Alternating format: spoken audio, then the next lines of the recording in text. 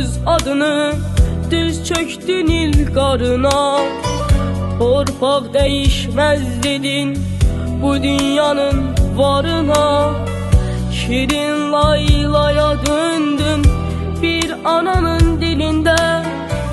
Bir dağ vüqarı verdin sen ata vüqarına. Bir mahalda bir elde seni tanıyır herkes. Mübariz kimi igid, Polad kimi eğilmez.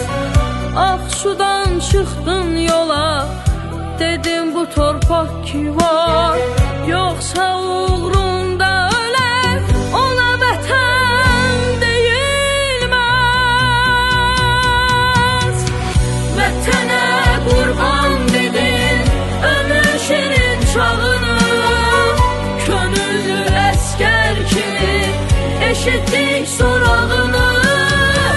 Tanış qovuşanda başın üstə ucaqdın.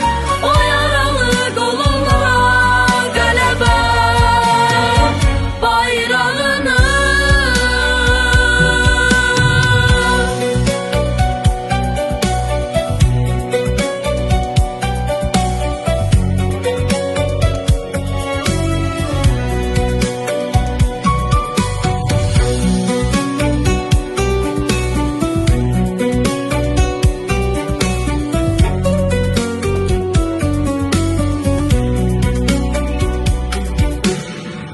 Bir gün senden danışır hem yaxınlar uzaqlar. Harda qələbə varsa orada sənin adın var. Şəhid qəhrəman kimi həyatda iz qoymusan. Yarışlarda adınla çıxış edir uşaqlar. Qaranlığı yox edən şimşək ömrü yaşadın. Yaralı dostlarını öz çiynində daşıdın. Dedin doğum günümdür Qarabağ alınan gün.